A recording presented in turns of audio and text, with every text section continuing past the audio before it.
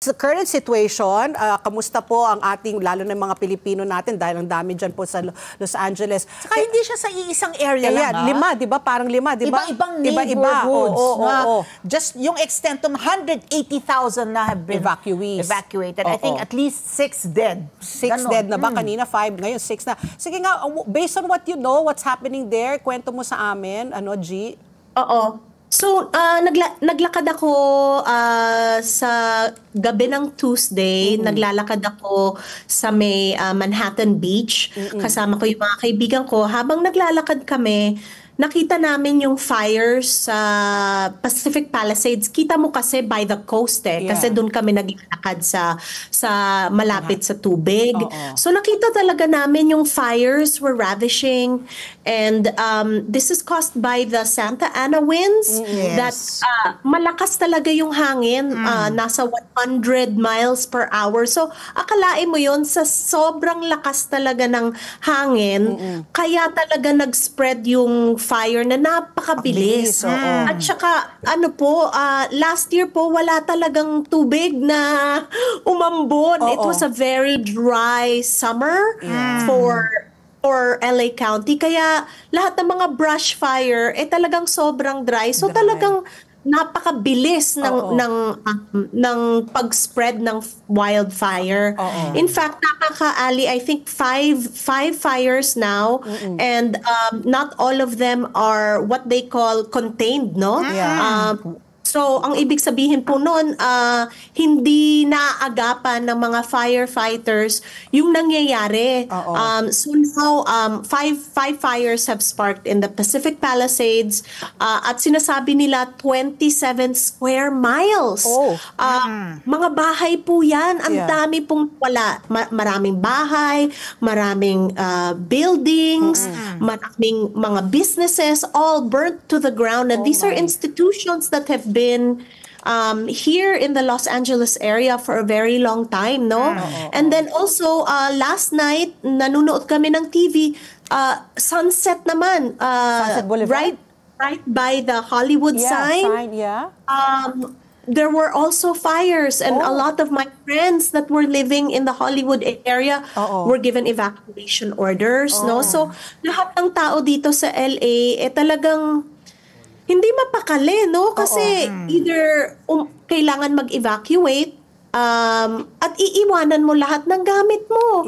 Ang pwede mo lang dalhin, no? So, from what I'm hearing from a lot of my friends that are in these areas, naiisip mo talaga, kung mangyari to sa'yo, ano yung dadalhin mo? Ano yung pinaka-importante? Hindi gamit So, diba? lagay ko lang sa context ng maiintindihan nila. Yung lawak po ng sunog, 17,234 acres so far. Sa maiintindihan natin, nasa 7,000 hektarya po yung nasusunog as of now. At mabilis kumalat. So alam naman natin, G, na alam mo yon, yung mga panlaban sa sunog. Di ba, merong palili pa rin kang eroplano, magsasabog ka ng chemical para patayin yung apoy. Let's talk about bakit nga, dahil nga, at saka nga kasi yung material it's really yung materials na ginagamit to construct houses there, di ba? Kanina pinag-usapan namin ni Pat P. Dito sa Pilipinas, di ba, naka-hollow blocks tayo, konkreto, which is not the case sa mga houses na marami dyan, di ba? Yung maraming drywall. Pag nakikita mo nagko-construct ng bahay dyan, G, di ba? Hindi kasi, not more so what the buildings are constructed of, but because the Pacific Palisades is located on a mountainside, these are very affluent homes, right? Na malalawak yung mga yard nila. So alam mo yon, yung hindi maraming bahay pero marami ring lupain, kumbaga. Kaya talagang na-engulf ng flames yung mga bahay-bahayan doon dahil it's surrounded around brush fire, and it's a mountainside. Tuyo-tuyo na yung mga bundok. Ay, yung yung mga puno. No? So G, yung naman, yung kakayahan ng mga firefighters, may mga nababasa ako na ang LA kasi hindi na maraming tubig, wala namang problema yung tubig, pero yung tubig na yon hindi para patayin yung mga brush fire na ganyan nga. So far, how has the response been? So the response has been overwhelming from a lot of the firefighters. A lot of them have not slept for I 36 can hours. imagine. Oo. No, tsaka let's face it, resources, you can have as many resources as possible, pero kung kalaban mo natural disaster, Correct. kahit na ilang libo ang mga firefighters na nandun, sa sobrang lakas ng hangin, hindi talaga maaagapan. So, in the news today, there was also talk that the budget for Los Angeles City Fire Department was slashed last year from billions of dollars. It really is a matter of resources. Yeah. Pero lahat ng mga firefighters are now on call, and hindi na sila natutulog kasi tatlong araw na at iba-iba ng lugar. Umabot na sa Sunset. Ngayon, kakapanood lang namin nasa North Hills. Woodland Hills, no? Yeah, North Hills. So iba-ibang parte na ng California, ng Los Angeles.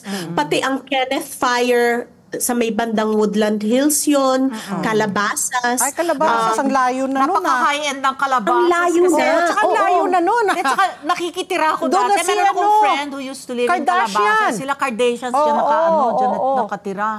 Very high-end din yung homes. Umabot di na ba? doon. Yeah, my God. So I was going to ask, yung mga brush fire na yan, dahil lang yan, nagsaspark lang sa sobrang tuyo. It's not like somebody lit a cigarette, threw it there, and then kumalat, no? Paano ba nagsastart? Paano nag-originate yung mga brush fire na yan? Just because it's very dry. Yes, and so it's the wind really that's the culprit, because as you have embers that go into the sky, the wind brings it to other areas, right? So it spreads. Yeah. Wildfire, right? Yun ang tawag nila, wildfire talaga. Kasi ang bilis-bilis. Tapos, thankfully naman, malayo kami. Where do you stay? We're about... So we're in the South Bay area, which is around, 12 to 13, 14 miles away, which doesn't seem far, but is far enough. At hindi naman flat land kasi kami. Etong mga to kasi nasa hillside. Kaya especially vulnerable yung mga lugar na yon. Pero hanggang dito na amoy mo, hindi ka makalabas. Grabe daw yung smog. Air quality. The air quality is really bad. So everybody that's not even in the area has to wear a mask. Let's get together. Sunnet 25. Sunnet 25.